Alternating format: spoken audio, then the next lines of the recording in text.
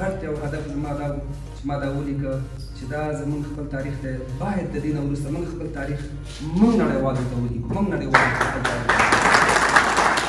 که آینده کې څوک په کرکټ باندې یا د کرکټ په تاریخ باندې کتاب لیکي لږ تر لږه دا ورته یو ښه ریفرنس وي یو ښه سرچینه وي